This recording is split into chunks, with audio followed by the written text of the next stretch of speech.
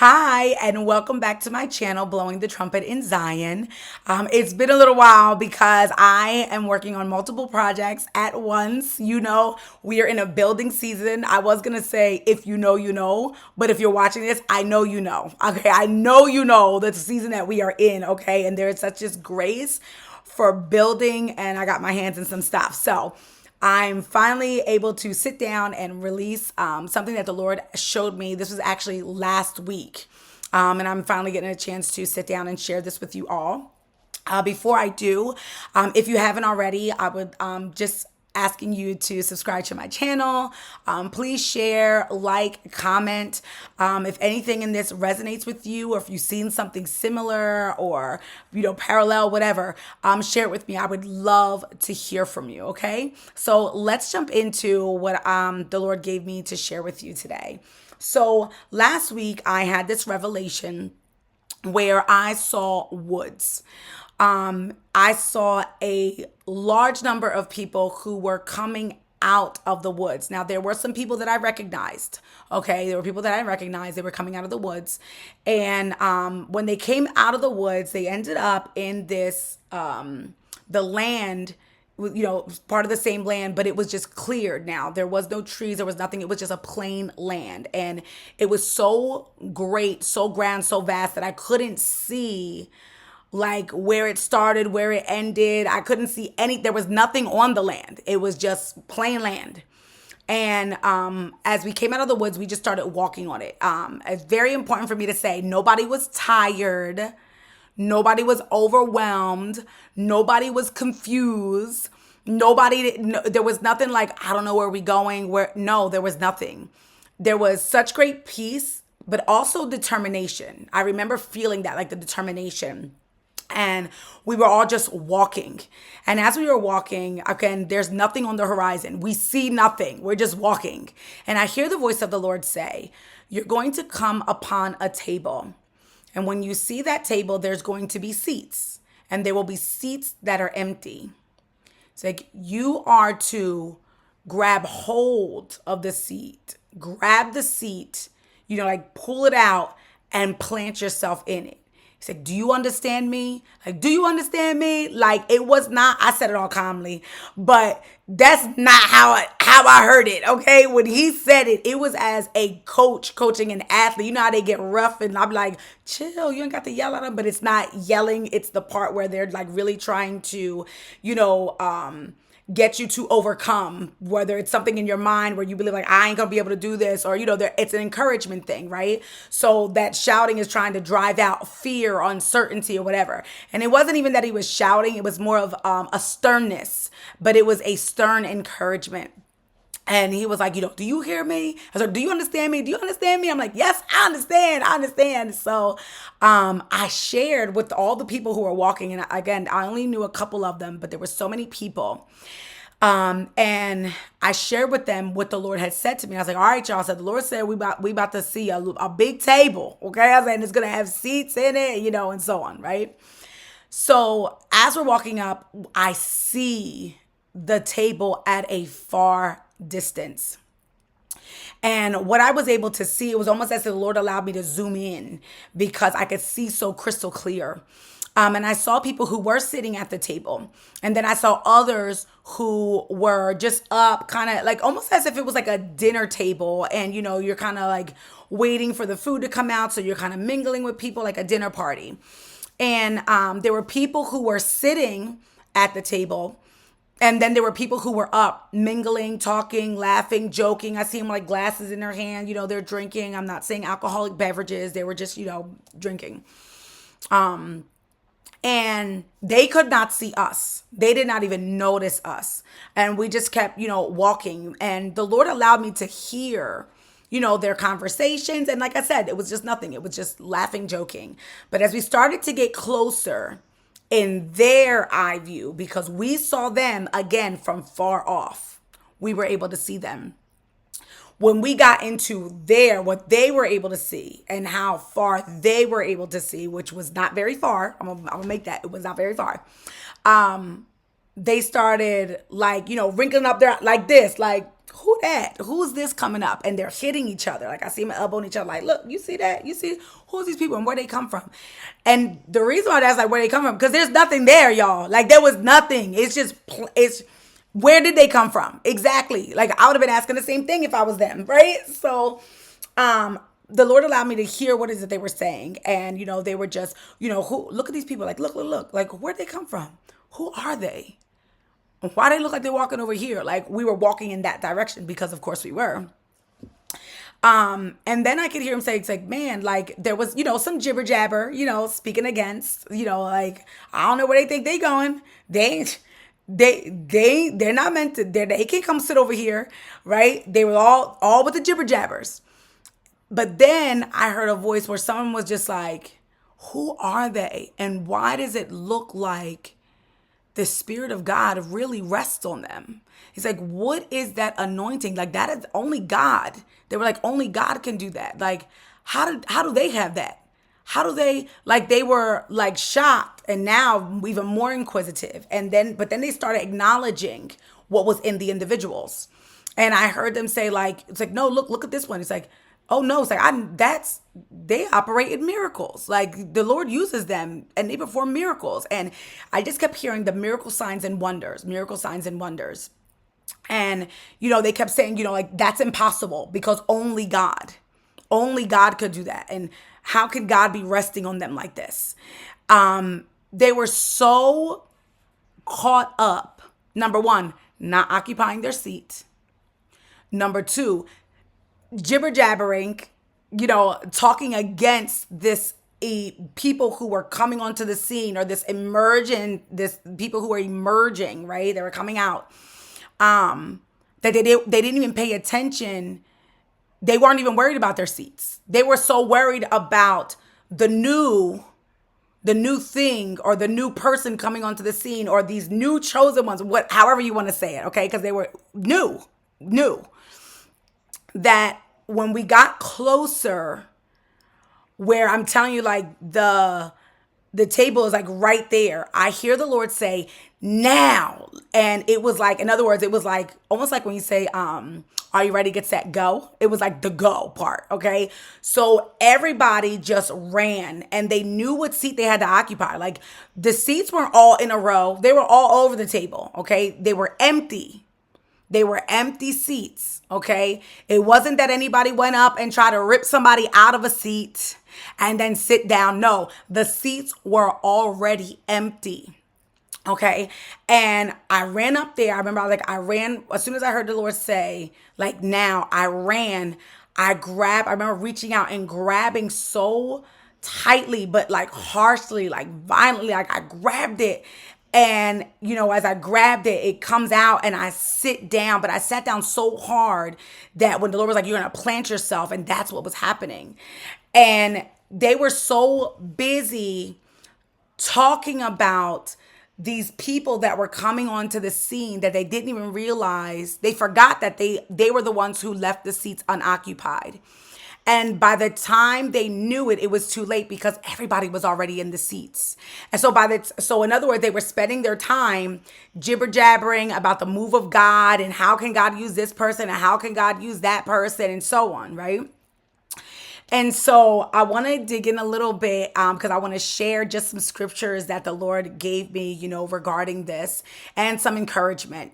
Because there is what we're seeing, what we are seeing now. I'm not even going to say what we are going to see. What we are seeing now, all right? Chairs are already empty. Chairs are already empty. And when I say chairs are empty, okay, this is about people who decided to build their own way.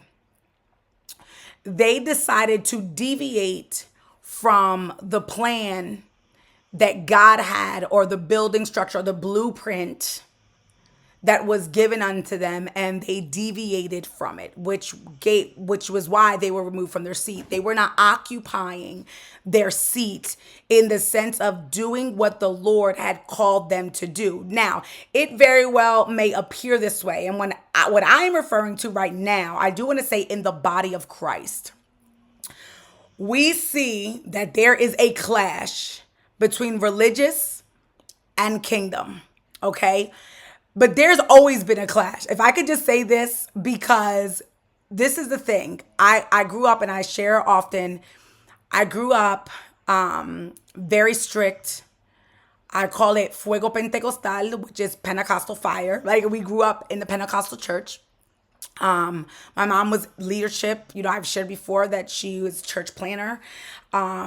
We grew up like I was the girl who had the skirt down to the ankles. Wasn't allowed to go nowhere. We're not doing movies. Like, everything was sinful, right? The only thing we had was Bible. We had Bible.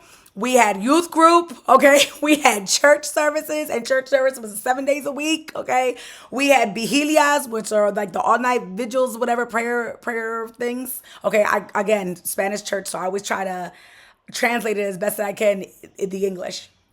But anyway, and so because that was all that we had, we weren't allowed to be in extracurricular activities, like at school, nothing. Like, if you speak to my classmates, they will tell you Melissa wasn't be nowhere. She had the skirts down to her ankles. Everything was church. Like that. That's how we grew up. Okay. And I also grew up in an equipping church. So my pastor was very big on equipping us. It wasn't enough just to sing or play an instrument in the church. You better grab a mic. You better speak some word. Okay. So I grew up in an equipping church. But I had, the Lord called me at a young age. And so here I am, preteen, teenage years, and, between prophecies or visions, dreams, whatever, I didn't understand though. Like, the stuff it was too much for me to understand. So I would always bring it to leadership. Y'all, when I tell you, I would be in disciplina all the time. Disciplina is like discipline, so you're not allowed to participate in anything. Like, you can come to church and you can sit there, and that's as much as you can do. Okay, you was in trouble. I would be put on disciplina for what the Lord was showing me, because what the Lord was showing me was the religious systems within the church. Okay. Now, I'm not saying that all Pentecostal churches operate like this. There's good and there's bad. I still got a great foundation. There was some cracks. The Lord had to fix that. Okay. That's where we are now. Right. But what I'm saying is, this has been a long going battle. Okay. If I could just talk about my own childhood, but we see it in the Bible. Like, we could just go back to, the religious systems compared to the spiritual systems, under Jesus Christ, So, but anyway, these people, they deviated from the plan, from the blueprint. And they started adopting man-made systems that they themselves created that would put them in a position of hierarchy, or, in a place where, their pride brought them, like, serve me, worship me. And they don't mind the idolatry. Okay, they don't mind. Like, I don't mind if you don't come to church if I'm not there and I'm not preaching. It's okay. Like, no, like, it is that serious. Okay. So we're seeing this. We have this religious system, which is man-made. And we have those who are of kingdom. And what the Lord has been telling me about this kingdom movement is that it's not going to come by ways like how I grew up. It is coming by ways of the streets. Like, the streets has been their training ground. Okay. And they come, and that's why people are like, who are they? Where are they coming from? And why does it look like? Because they did not have to submit. They didn't submit under different schooling and trainings, and they didn't do all that. Okay. The street taught them. Okay. But the Lord was the one guiding them. The Lord was their teacher, okay? And their training ground was the streets. And that's very important for people to understand, especially if you are one of the ones who is listening to this. You are the one who is coming onto the scene, and you don't have, from seminary and this, and you don't have all the diplomas and you're not going to have that, because the Lord was your teacher and your training ground was in the streets. Okay. So let me get back to this. So, they were so busy talking about them instead of occupying their seats. So there are seats now that are not being occupied. Now, there are people who are not, who they're not carrying that mantle. Okay. They're not carrying the mandate. They're not carrying the blueprint anymore, because they went on their own way and they decided to build it how they saw fit. Okay. And they're not doing it God's way. But these people who are coming, they're coming to do things God's way.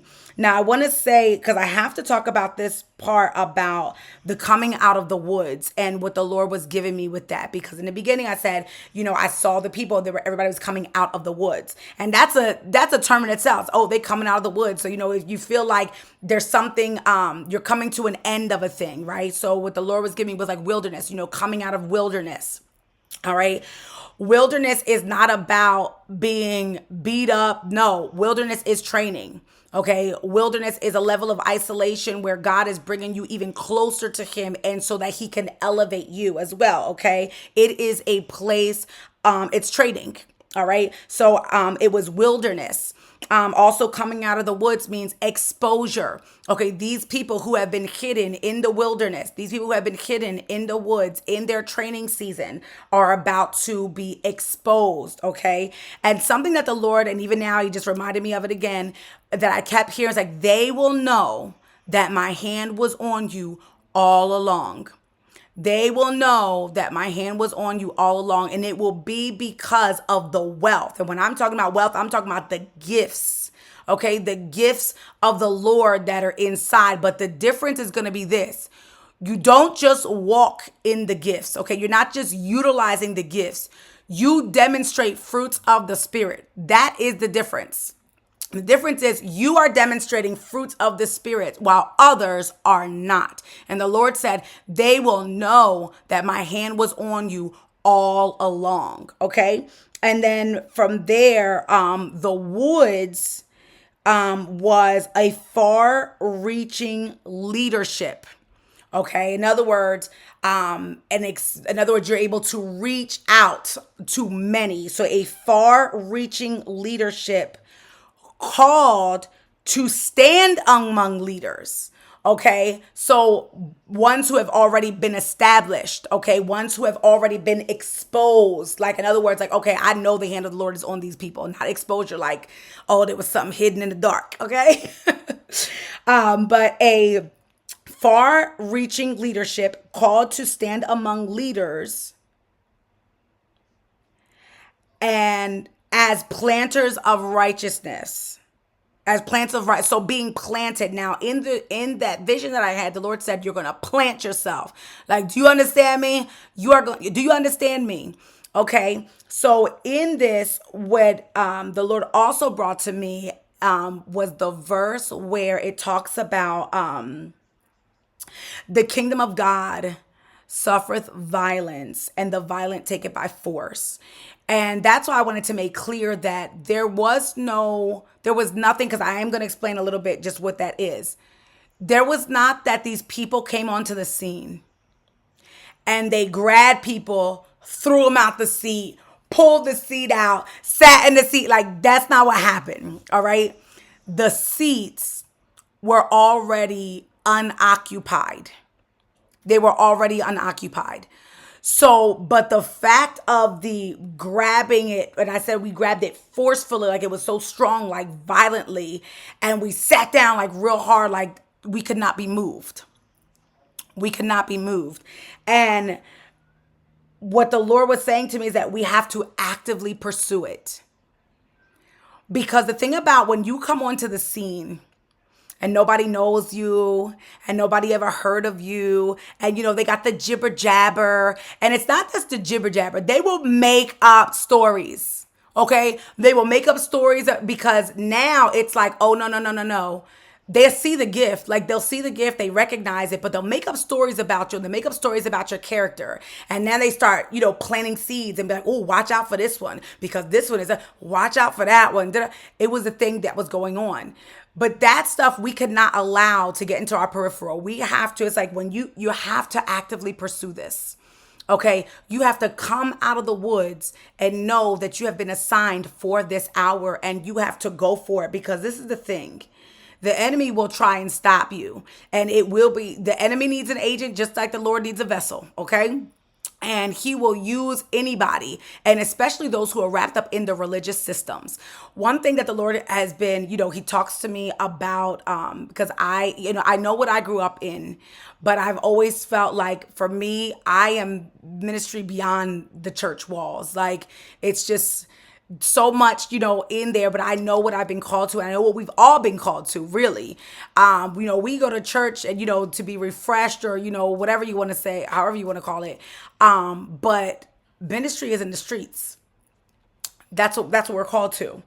But what I want to say is what the Lord was differentiating. It's like you will know, like we will know. We will know if they're of God or if they're of man simply by who they follow. Because now a lot of people, they go to church not because they're going to hear a word from the Lord, or no, it's because of the pastor. It's because like who's preaching, who's teaching. Oh, I'll go. Oh, they're not going to be there. I'm not going to go. Y'all know if you go to church, you see it in every church. How many less people show up when your pastor is not there? Okay, so, and people are like, oh no, it's because I got to be careful with my ears. Let me tell you something. Your pastor is not going to entrust you. I mean, a true man, woman of God is not going to entrust its sheep to anybody but who the Lord has said. So if they're not there, you should be there, because now you are on that brink of that idolatry, because now it's not about God. It's about that person, how that person speaks, how that person looks, how the charisma, whatever. It's about that person. It's not about God. But let's get off of that, because that's not what we're talking about. We're talking about what the Lord showed me. Anyway, the Lord was like, you have to overcome the obstacles and every man-made religious system, because that's what you're coming up against. You are coming against religious systems. You are coming up against people who have that religious system within them, even though they say, I'm kingdom, I'm of the body, I'm this, but their works is pure religion, okay? You are going to have to be determined to be able to come against these systems, all right? And we don't do this by fighting, with fists. We already know.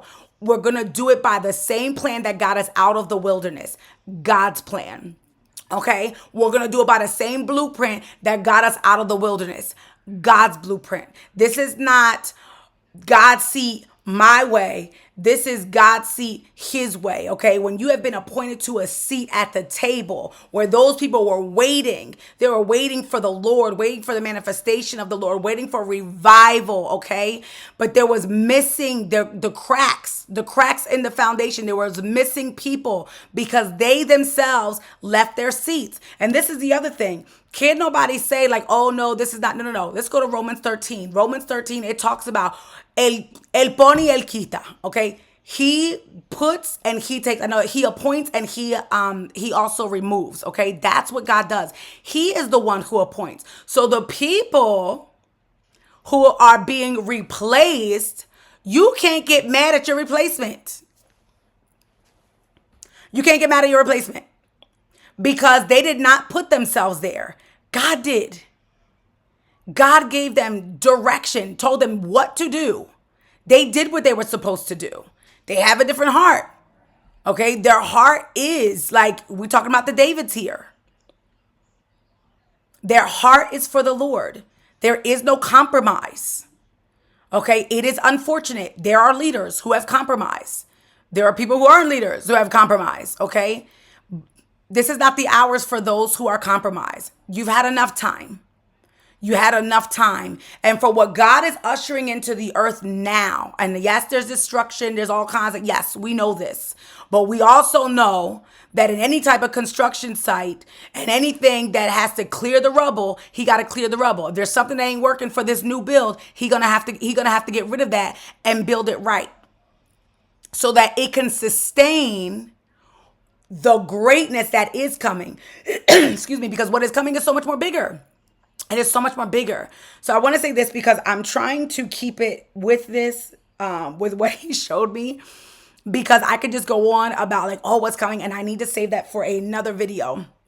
I want to keep it here because he also gave me the verse of Isaiah 60, where it says, arise, shine, for your light has come, and the glory of the Lord rises upon you. See, darkness covers the earth, and thick darkness is over the peoples. But the Lord rises upon you, and his glory appears over you. Nations will come to your light, and kings to the brightness of your dawn. So This is the hour where the emerging chosen ones, they are coming onto the scene. They are not here to occupy seats that are being occupied. They are here to occupy the seats that people with their own, on their own accord, on with their own decision to have a compromised heart, left their seat. Because to fill that seat, it has to be God's blueprint. That's the only thing you can follow. You can't follow what you think, what you thought, what your plan. You can't follow that. That seat ain't yours no more. Because it needs to be occupied by somebody who is going to go forth in the blueprint and unapologetically. When I say that, I don't mean like we're not gonna be nasty, treat people bad, and be no. We're gonna do it forcefully. We're gonna come against kingdom of darkness. Okay? We're gonna come against the kingdom of darkness and we're gonna occupy the territory. We're gonna possess the land. We're gonna sit at the seats that God is telling us to sit in. And we're doing it boldly. And we're going to be the vessels that's going to bring change. We are going to be the vessels that is ushering revival into the streets, into the homes, okay? We often call movements or services revival. Revival, it's not just in a building, okay? And I'm not saying this that those who are doing it, because we are seeing such great emergence of revival and people leading these things, these movements or these services, whatever you want to call them, in big places, small places. That is all of God. That is all of God. If anybody is saying revival is not of the Lord, do not listen to them. Do not listen to them. This is of the Lord. And what they are doing is they are starting a fire in the people who are there, who are attending. And then those people who are there, they're taking that fire and they're bringing it into their homes, and their families are catching fire, okay? Their community is starting to catch fire, right? This is revival. This is revival. That's what it looks like. So we have to stop, because I see a lot of people talking against these revival hubs, gatherings, whatever you want to call them. Don't do that. Don't do that to yourself. That's what I'm going to say. Don't do that to yourself. Don't be the one talking against the move of God. Okay. Don't do that to yourself. All right. Pray for it. Pray for the revival. Pray for those who are ushering it in. Okay. Because all that is, it's a catch fire. It is a catch fire. These people are leaving and they're setting revival. They're setting everything else ablaze when they go back home, when they go back to work, when the kids is going back to school. They're setting things ablaze. All right. So anyway, this is the time. Okay. If you know this is you, if you know, and when you hear something from the Lord and how it penetrates and how it comes, it's like, oh my gosh, it's like you just literally swallowed something, like you just had a meal. Okay. You need to go forth. Okay. You need to go forth. That part where I saw of the woods, I didn't see anybody walking through the woods. I saw them coming out of the woods. That means you are coming out of the wilderness and you are coming onto the scene. Do not be removed by people. Do not be removed by religious systems. Do not let anybody make you think that you are not called for this hour. That is a lie. That is a lie from the enemy to get you to not occupy the territory. Go occupy. Go sit in the seat, okay? Arise and shine. All right, y'all. That's all that I have for you right now. Stay tuned. I have another video that I have to release about some things that the Lord is showing me about this new Hebraic, the new godly year that we're coming into. And I'm excited. So I hope y'all excited. We're gonna go ahead and tie up these loose ends, okay, as we finish this year. And I'm gonna tell you right now, there's just some great things that are on the horizon, okay? I know it looks bad out here, and it is bad out here, but we're gonna let the Lord destroy what he needs to destroy so he can behold and do a new thing. I will catch you in the next video.